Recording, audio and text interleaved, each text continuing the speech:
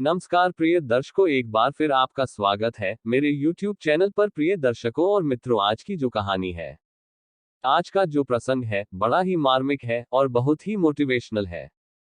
प्रिय दोस्तों, अगर आप मेरे चैनल पे नए जुड़े हैं, मेरे चैनल को सब्सक्राइब करें और बेल आइकॉन ऑन करना ना भूलें और अच्छे अच्छे कमेंट किया करें। दर्शकों, हम कहानी प्रारंभ करने से पहले आपसे एक अनुरोध करते हैं, आप कहानी को पूरा देखें, तभी कहानी समझ में आएगी। प्रिय दर्शकों, आज की जो कहानी है, बड़ी पावन और पवित्र कहानी है और बड़ी प्रेरणादायक कहानी है और बड़ी सीख देने वाली कहानी है, इसलिए इस कहानी को अंत तक जरूर देखें, जिससे हमें इस कहानी की जो सीख है हमें मिल सके। तो आइए हम कहानी शुरू करते हैं। भक्ति और विश्वास में बड़ी शक्ति होती है। आप अपने आराध्य में विश्वास करके तो देखिए।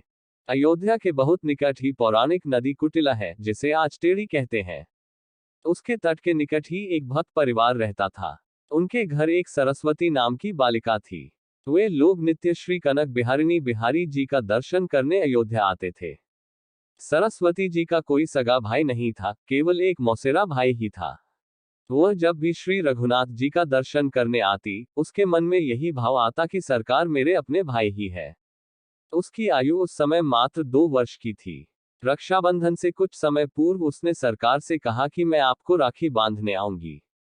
उसने सुंदर राखी बनाए और रक्षाबंधन पूर्णिमा पर मंदिर लेकर गई।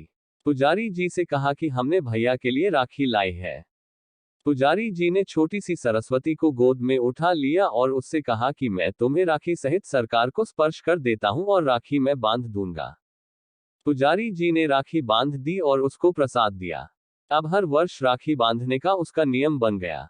समय के साथ वह बड़ी हो गई और उसका विवाह निश्चित हो गया। वह पत्रिका लेकर मंदिर में आई और कहा कि मेरा विवाह निश्चित हो गया है, मैं आपको न्योता देने आई हूं। चारों भाइयों को विवाह में आना ही है। पुजारी जी को पत्रिका देकर कहा कि मैंने चारों भाइयों से कह दिया है, आप पत्रिका सरकार के पास रख दो और आप भी कह दो कि चारों भाइयों को विवाह में आना ही है। ऐसा कहकर वह अपने घर चली गई। विवाह का दिन आया। अवध में एक रस्म होती है कि विवाह के बाद भाई आकर उसको चादर ओढ़ाता है और कुछ भेंट वस्तुएं देता है।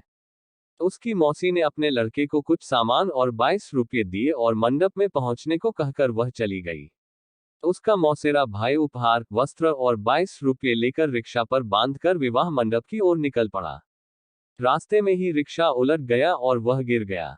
थोड़ी सी चोट आई और लोगों ने उसको दवाखाने ले जाकर मरहम पट्टी कराई।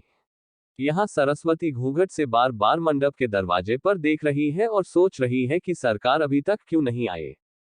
उसको पूरा विश्वास है कि चारों भाई आएंगे। माँ से भी कह दिया कि ध्यान रखना, अयोध्या जी से मेरे भाई आएंगे। माँ ने उसको भोला समझकर हंस दिया। जब बहुत देर हो गई तब व्याकुल होकर वह दरवाजे पर जाकर रोने लगी।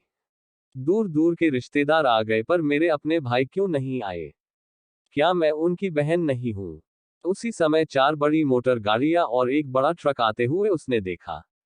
पहली गाड़ी से उसकी मौसी का लड़का और उसकी पत्नी उतरे। बाकी गाड़ियों से और 3 जोड़ियां उतरी। मौसी के लड़के के रूप में सरकार ही आए हैं। रत्न जटित पगड़ियां, वस्त्र, हीरो के हार पहन रखे हैं। श्री हनुमान जी पीछे ट्रक में सामान भरकर लाए हैं। हनुमान जी पहलवान के रूप में आए थे। उन्होंने ट्रक से सारा सामान उतारना शुरू किया। स्वर्ण, चांदी, पीतल, तांबे के बहुत से बर्तन, बिस्तर, सोफे, ओढ़ने बिछाने के वस्त्र, साड़ियां, अलमारियां, कान, नाक, गले, कमर, हाथ, पैर के आभूषण। मौसी देखकर आश्चर्य में पड़ गई कि इतना कीमती सामान मेरा लड़का कहां से लेकर आया।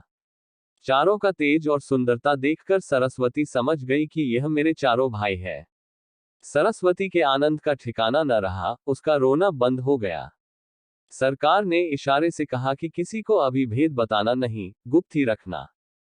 इनका रूप इतना मनोहर था कि सब उन्हें देखते ही रह गए। कोई पूछ न पाया कि यह गाड़ियां कैसे आई, ये अन्य 3 लोग कौन है। लोग हैरान होकर देख रहे थे कि अभी तक रो रही थी और अभी इतना हंस रही है और आनंद में नाच रही है। किसी को कुछ समझ नहीं आ रहा था। जब तक उसकी विदाई नहीं हुई तब तक चारों भाई उसके साथ ही रहे। सभी गले मिले और आशीर्वाद दिया। सरस्वती ने कहा, जैसे आज शादी में सब संभाल लिया वैसे जीवन भर मुझे संभालना। जब वह गाड़ी में बैठकर पति के साथ जाने लगी तब चारों भाई अंतर्धान हो गए। उसी समय असली मौसेरा भाई किसी तरह लंगड़ाते हुए पट्टी लगाए हुए वहां आया। उसने वस्त्र ओढ़ाया और 22 रुपये दिया।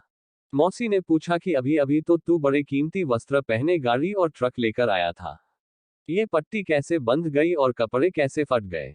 उसको तो कुछ समझ ही नहीं आ रहा था।